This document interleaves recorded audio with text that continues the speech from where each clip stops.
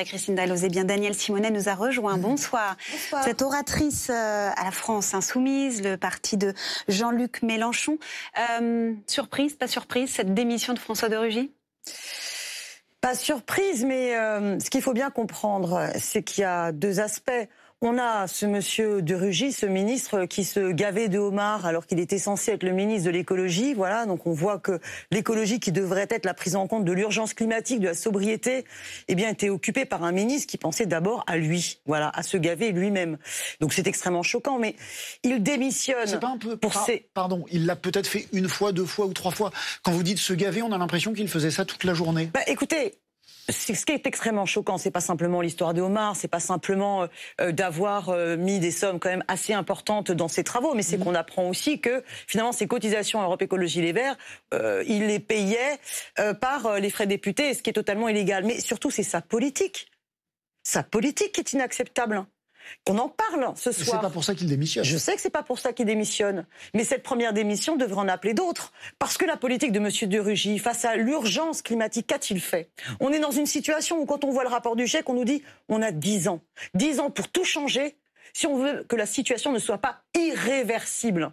Donc 10 ans où on devrait engager une transition radicale. Ça veut dire qu'il faudrait sortir des énergies carbonées, sortir du nucléaire. Il faudrait être en capacité de repenser complètement notre modèle agricole. Il faudrait arrêter de produire et vendre et laisser transporter des marchandises de par le monde de manière complètement aberrante. Or là, on va nous imposer les accords du CETA. Ce que je veux dire par là, c'est que c'est pas simplement l'aspect moral de l'affaire de Rugy qui doit nous rendre finalement satisfaits de le voir qui démissionne. C'est surtout sa politique. Mais moi, j'aimerais bien savoir qui va suivre. Parce que M. Castaner, il devrait démissionner depuis bien longtemps. Que devient Steve ? La vie de Steve est-elle plus importante ? Vous mélangez tout, Danielle Simonet. Un plat de homard. Oui, mais Steve, ce jeune homme qui est donc décédé à Nantes. Oui, parce qu'à un moment donné, nous sommes dans une situation, M. Castaner, dans la conduite des forces de l'ordre, eh bien, a montré pendant les Gilets jaunes et dans plein d'autres opérations qu'on est dans une escalade de la violence irresponsable. Donc, ce gouvernement... Vous êtes dans l'opposition, ce qui ne nous avait pas échappé sur ce plateau. C'est ce que je suis en train de vous expliquer. On ne parle pas de la politique environnementale du gouvernement, on parle ni la politique une faute morale de la part... Oui, parce que vous voulez simplement cantonner le débat politique à M. de Rugy, l'immoral. Je vous dis, oui. Ce que vous dites existe depuis longtemps. C'est le fait politique du jour. La politique est encore plus gravissime. Et la politique de M. Castaner est encore plus gravissime. Non, nous, on vous parle de ce qui s'est passé aujourd'hui. Eh bien oui, moi je suis venue ici pour parler également de ce que je souhaite. On a nos questions, vous avez vos réponses. Parlons simplement de M. de Rugy et de l'immoralité de son comportement. Eh bien moi je vous dis, attention, ne parlons pas que de l'immoralité. Parlons également de sa politique irresponsable et parlons également de l'irresponsabilité globale de l'ensemble de ce gouvernement.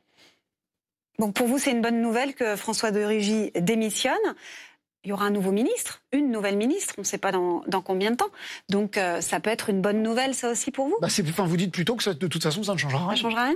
J'ai peu d'illusions, en fait. C'est-à-dire qu'on voit bien comment fonctionne la Macronie, comment fonctionne ce gouvernement. C'est un gouvernement extrêmement proche des lobbies. C'est pas un gouvernement qui cherche véritablement à se poser les questions de l'intérêt général. Regardez, s'il se posait... Disons qu'il n'y répond pas comme vous. Mais écoutez, s'il se posait les questions de l'intérêt général... s'engagerait-il dans la privatisation d'Aéroports de Paris et dans l'instauration d'un terminal T4 qui va permettre 40 millions de voyages en plus par an, alors qu'on sait que l'urgence écologique nous dicte, devrait exiger de nous qu'on réduise au contraire les voyages Vous pensez avoir le monopole de l'intérêt général ? Parce que je comprends très bien qu'à une question d'intérêt général, chacun ne donne pas les mêmes réponses.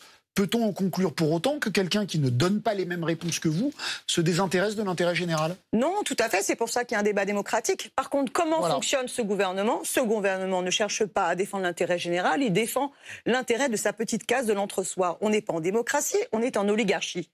Le gouvernement de Macron, c'est quoi ? C'est celui des de Rugy qui se gavent, c'est celui qui sont au service des grandes multinationales du CAC 40, ceux qui sont au service des riches à travers les cadeaux sur l'ISF. Ce n'est pas un gouvernement et une majorité qui pensent l'intérêt général.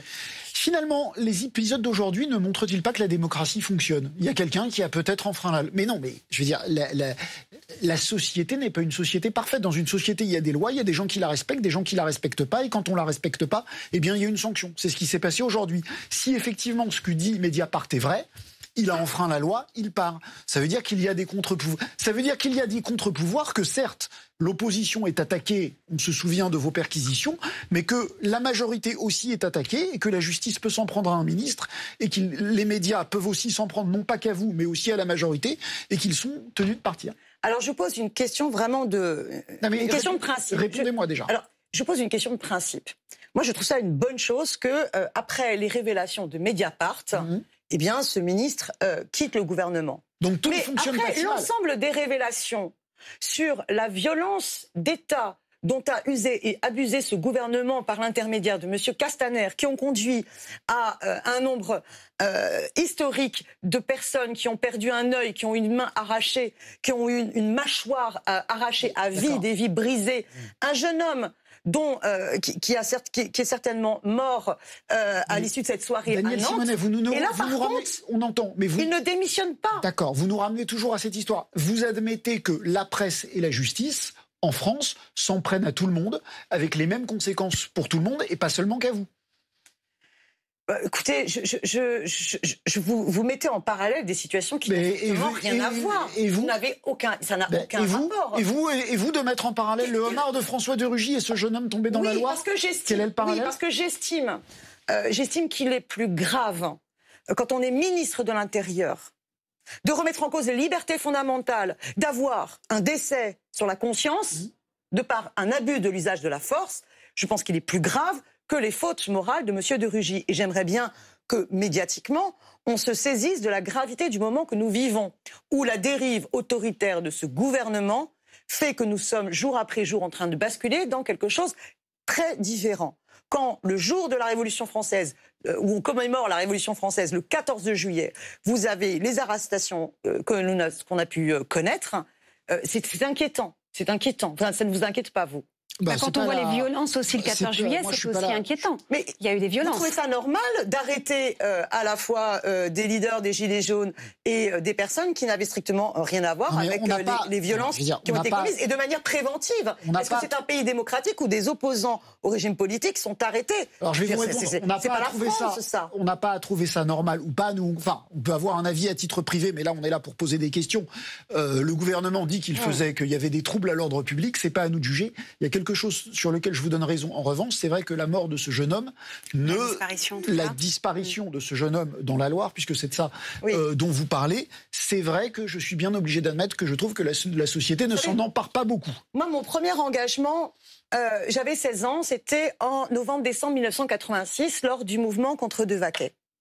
Et forcément, ça m'a marqué, ce mouvement. Et vous savez comment ce mouvement a terminé. La mort de Malik Oussekine. S'en est suivi la démission de ministre. Parce qu'on estimait que c'est pas possible, quand la jeunesse se met en mouvement pour défendre ses droits, qu'on soit d'accord ou pas, ce respect de la vie démocratique du pays ne peut pas se traduire dans les faits par le décès d'un jeune étudiant. Et donc, il y a eu démission de ministre. Et là, on a un vrai problème dans la conduite des opérations de maintien de l'ordre. Et on le dit, on le redit, on le re-redit, et ce gouvernement ne réagit toujours pas, comme si l'escalade de la répression était une logique. Donc on a compris que vous appeliez d'autres ministres à démissionner, à suivre l'exemple que celui qui se gave soit démis. Le plus grave, c'est sa politique anti-écologique, et on souhaiterait bien que les autres ministres suivent. Une politique des